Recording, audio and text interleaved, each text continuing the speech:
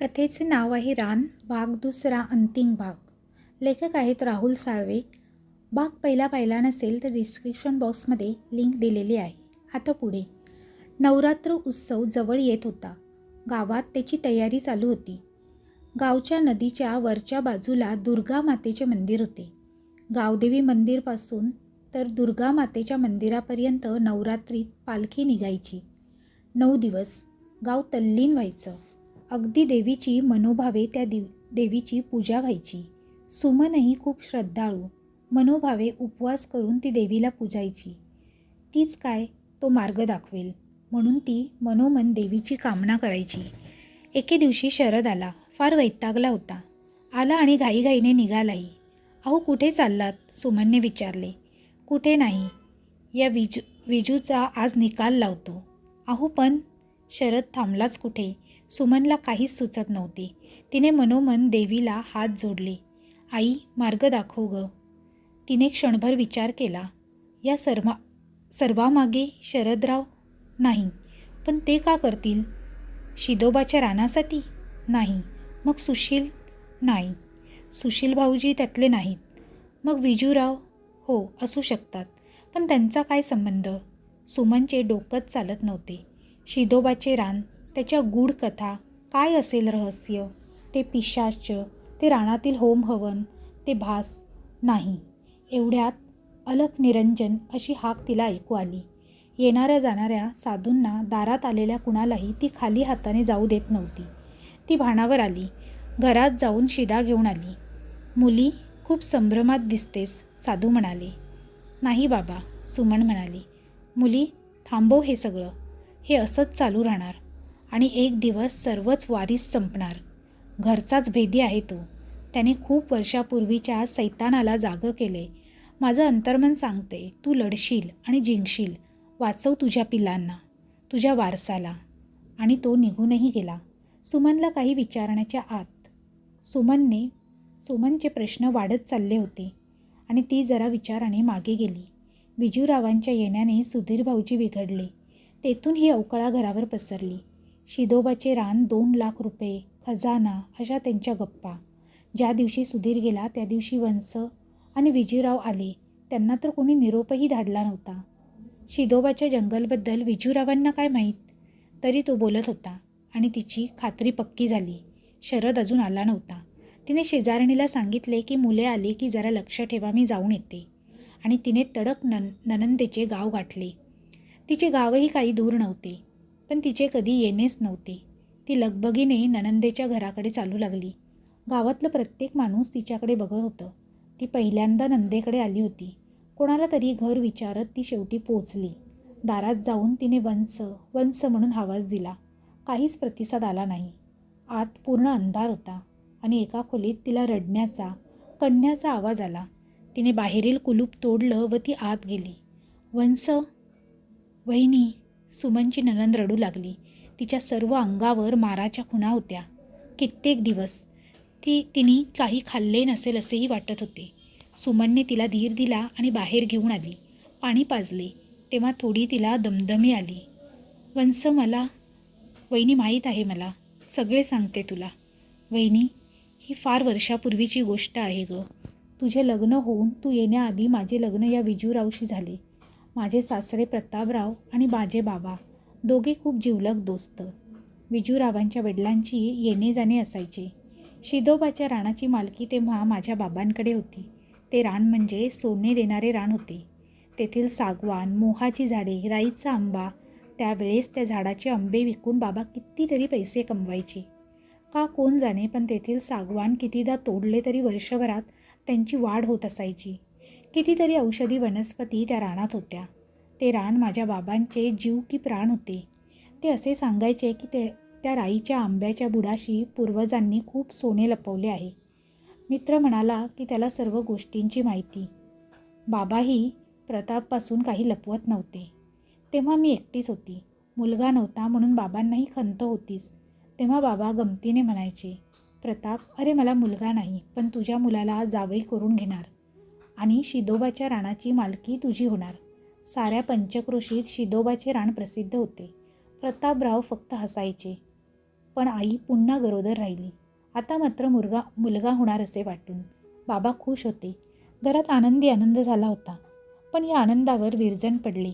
आई 3 महिन्याची गरोदर असताना रानात गेली असता ती तिथेच मेलेल्या अवस्थेत भेटली.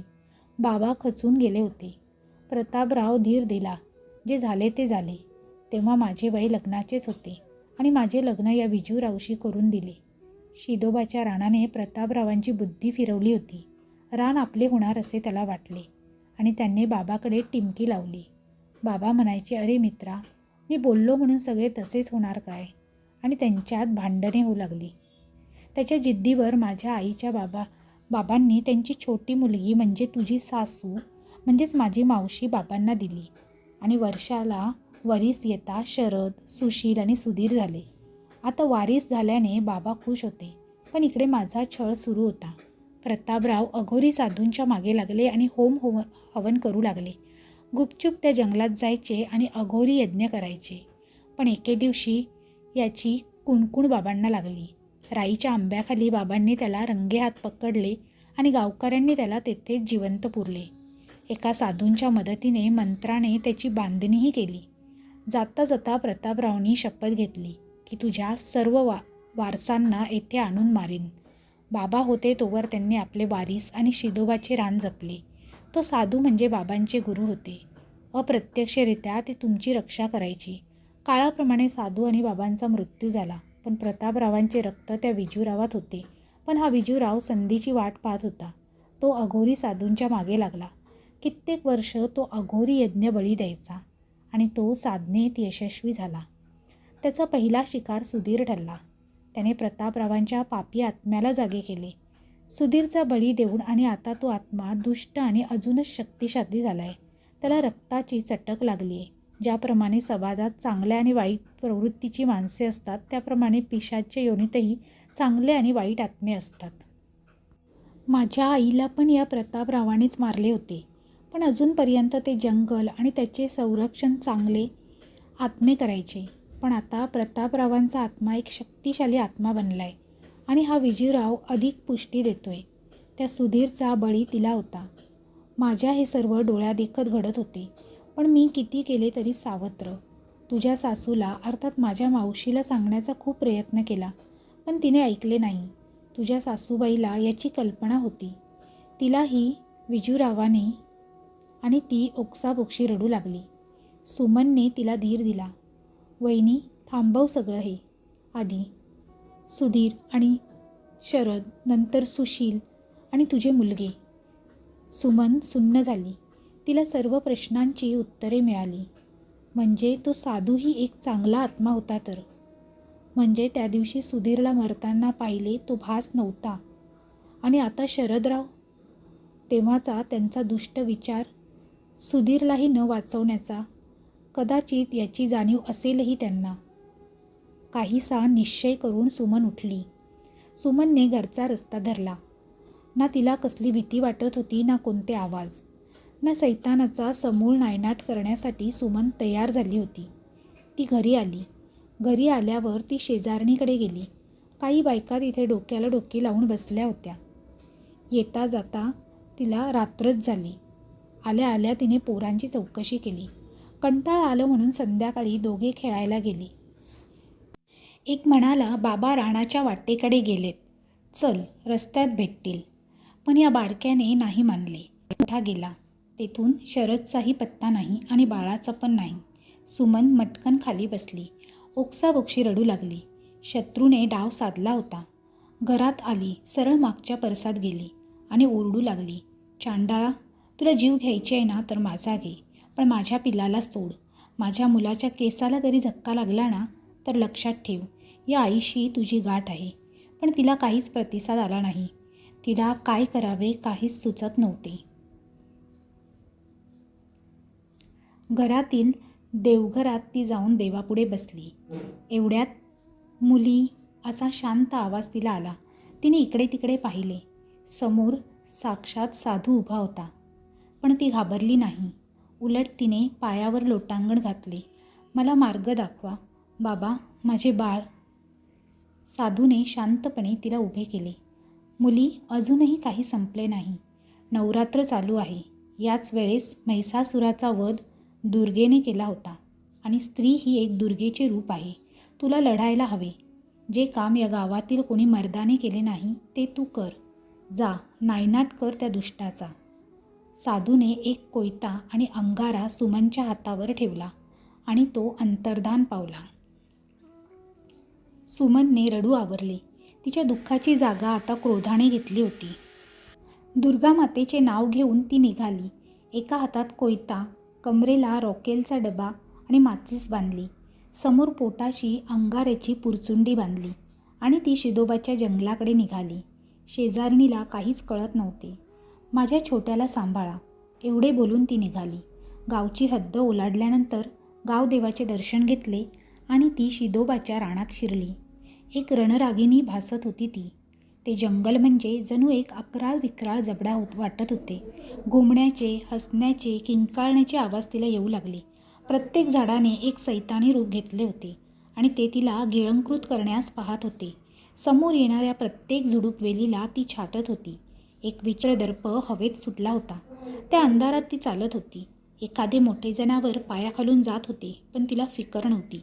तिचे लक्ष होते फक्त राईचा आंबा. एवढ्यात कोणता तरी स्त्रीचा रडण्याचा आवाज तिला येऊ लागला. बाजूला एका दगडावर एक स्त्री केस मोकळे सोडून पाठमोरी बसली होती.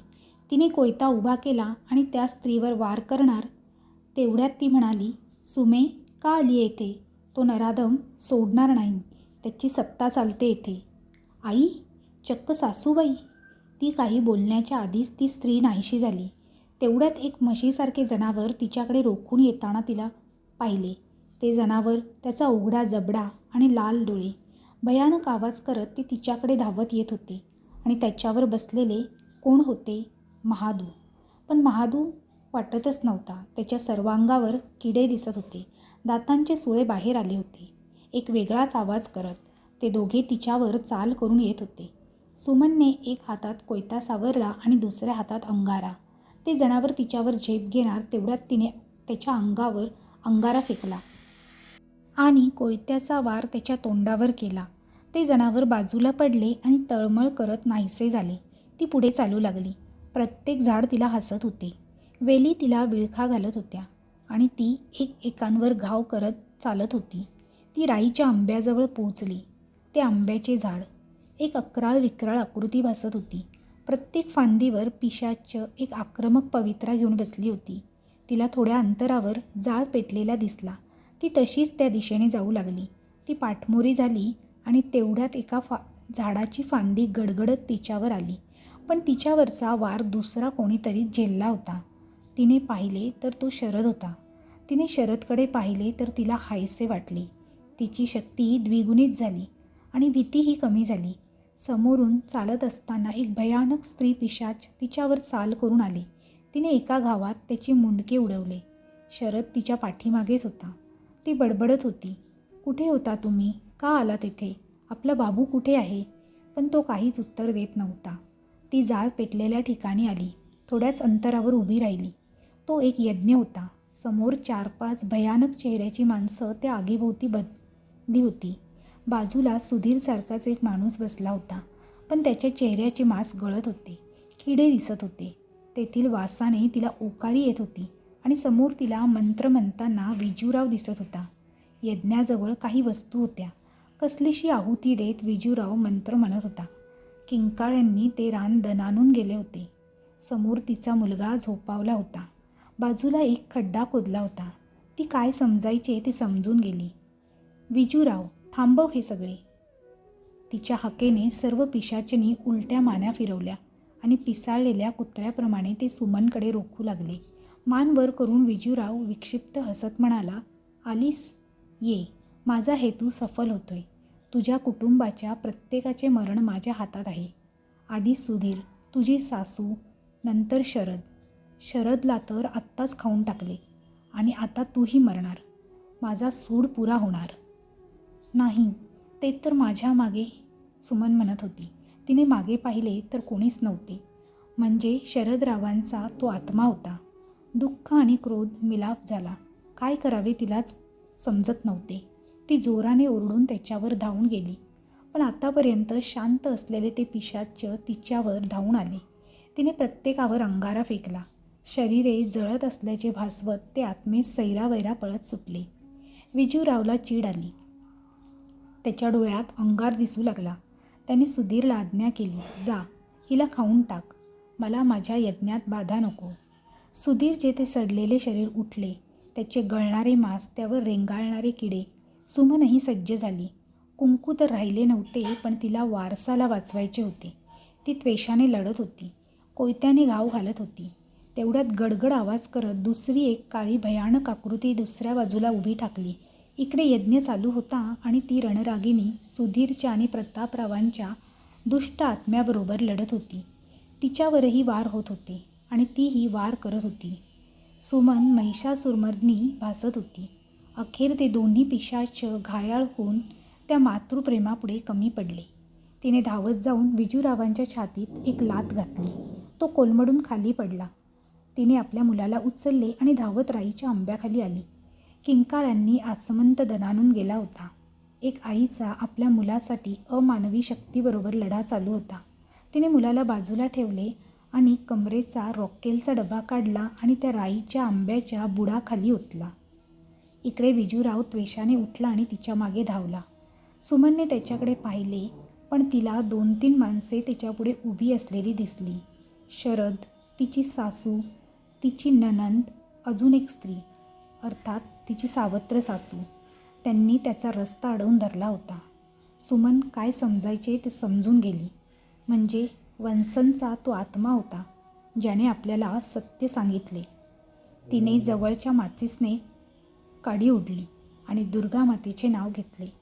आपल्या मुलाला उचलून अंगात जितका जोर होता तितका ती त्वेषाने धावू लागली. राईच्या आंब्याच्या एकच भडका उडाला आणि त्या राणाने पेट घेतला. त्या चांगल्या आत्म्याने विजूराव सकट त्या आगीत स्वतःला सामावून घेतले आणि सुमन धावत होती. तिच्या मागे तिला शरद धावताना दिसत होता. ती रडत होती आणि शरदकडे पाहत होती. त्याचा निस्तेज चेहरा तिला दिसत होता. अखेर शिदोबाच्या राणाची हद तिने ओलांडली. त्या आगीने शरदला स्वतःमध्ये घेताना तिने पाहिले. तिने हंबरडा फोडला. आपल्या पिलाला मिठी मारून ती रडत होती आणि ती खाली कोसळली. सकाळी सकाळी पक्ष्यांच्या किलबिलाटाने तिला जाग आली. वातावरण अगदी स्वच्छ होते. ते रान खऱ्या अर्थाने आता मोकळे झाले होते. तिने आपल्या वारसाला उचलले आणि ती घराकडे चालू लागली. 4 श्राद्ध घालण्यासाठी. जणू काही झालेच नाही या आविर्भावात. समाप्त. तर मित्रमैत्रिणींनो, तुम्हाला कशी वाटली ही कथा हे कमेंट बॉक्समध्ये कमेंट करून नक्की कळवा. तसेच कथा आवडली असेल तर तुमच्या जास्तीत जास्त मित्रपरिवारांसोबत शेअर करायला विसरू नका. पुन्हा भेटूया अशीच एक नवीन कथा घेऊन. तोपर्यंत सर्वांना धन्यवाद. Bye bye.